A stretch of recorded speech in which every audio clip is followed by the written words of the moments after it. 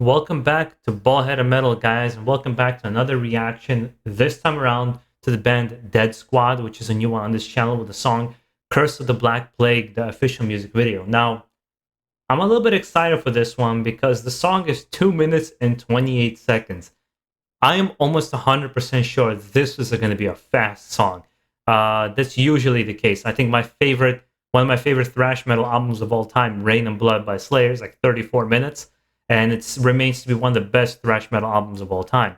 With that being said, let's get into this. I'm going to keep an open mind. I don't know what this band is all about. But also on this channel, I like to break down music and tell you exactly how I feel on that first initial raw reaction. So you know exactly what I'm going through emotionally, whether it's a positive or a negative thing. I try my best to express it in kind of a polite manner and not straight up crap on a band for no reason. But that being said, I don't always agree with what I see as well. Anybody who saw my earlier reaction today, you will know what I'm talking about. With that being said, let's get into it. Let's see what we got. And if you do enjoy this kind of a style of reactions, guys, make sure to subscribe down below for more. I release 7 days a week with various content on this channel. Try to keep it busy. So you guys got a bunch of things to watch. And I take your requests very seriously, so you can give me a request as well. Let's go.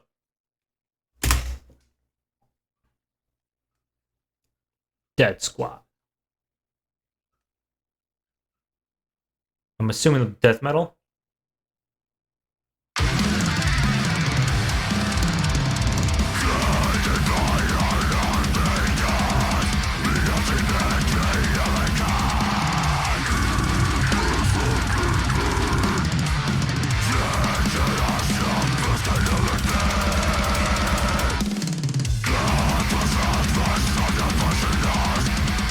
Well, they have the energy, let's say that. They came in with the right energy and right attitude for a death metal band. You can tell they're younger guys with a hat and kind of a younger look to them. But so far, they come in with the intensity. Let's see if they come with the songwriting.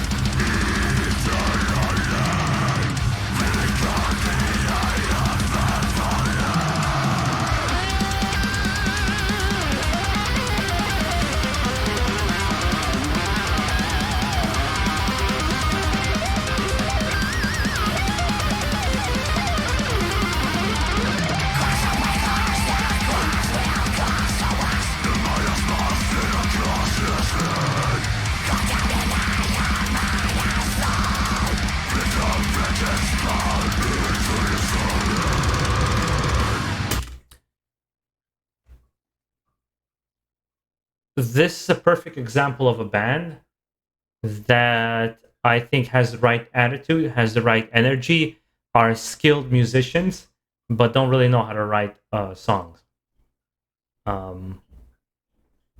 It's more of like a technical showcase of what, like almost like a demo of how good they are versus how well they can write songs. And it's difficult, I think, especially in the death metal genre, to really write interesting songs. And it looks like they're going for speed. They want to show brutal vocals. Like, you know, everything is top notch. Not top notch. Everything is well done, but nothing stands out. That's kind of how I feel with this particular song. There's nothing in it really that's like, I can show you a Nile song that's also 2.5 minutes, 3 minutes long, but you're gonna be like, you feel like you've gotten obliterated by your mind. Whereas like this sounds like 30 other songs I've heard before.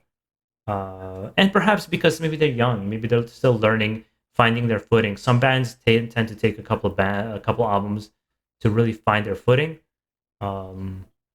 Perhaps a person who's newer to metal or newer to death metal, this is probably more interesting for you and intriguing. But if you've been with it since the 90s, since the inception of death metal, this is a little bit like been there, done that kind of a vibe.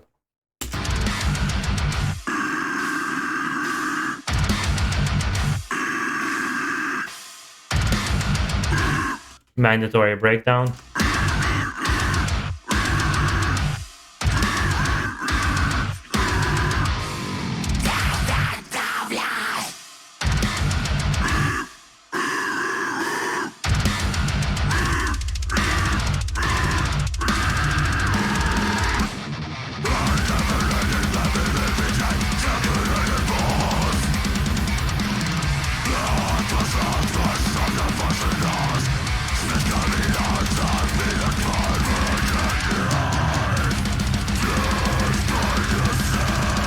Yeah, at some point you gotta realize that speed is not gonna save you or impress many people, I think.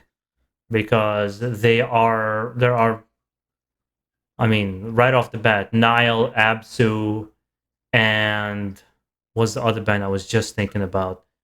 The Krisyun, another death metal band. So Nile, Absu, and Krisyun play 3 times faster than this. They're just like blistering fast. You know, like there's bands that can play really quickly. We get it. Uh, how well can you write songs? My example I always use is Bolt Thrower. I know I named them in every possible video I can stick them in. I name Bolt Thrower, but there's a reason why they hold a legendary status among the death metal community is because super simple songwriting. They weren't the most technically proficient band out there. Obituary, not the most technically proficient band out there. They just know how to write songs. It just sounds good. The riffs are extremely memorable. You want to listen to the song again. Where is this is extreme? It's like one of those things that plays on the radio. You enjoy it when it's on the radio. Like, I wouldn't say this is bad. I enjoy it while it's on the radio, but I immediately forget and keep going to the next thing. You know it's something special when you're like, "What the fuck am I hearing here?" Rewind. I need to hear this again. And my example over the weekend, I might have mentioned it a couple of videos before, is I discovered this band called Asphyx, death metal band from Netherlands, old school death metal band from the 90s. Again, I mean, well, they're a little bit more technically proficient, but like their sound, their riffs, automatically catchy. It's just like you hear it, it's like, holy shit, I just want to headbang and mosh automatically. This is like, okay. It's never a good feeling to be indifferent. I think for an artist, it's better for a person to dislike your music because then you're having some emotion than being absolutely indifferent. And I'm really indifferent. But on the positive note, it looks like these guys are at the very least Filipino descent or maybe Malaysian descent. So it's nice to see metal scenes popping up from there, unless they're from the United States. But it's nice to see metal scenes popping up there as well.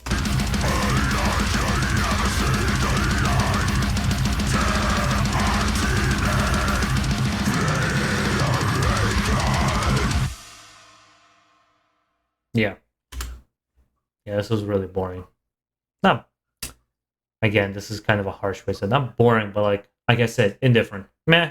This is what I'm left with. Meh.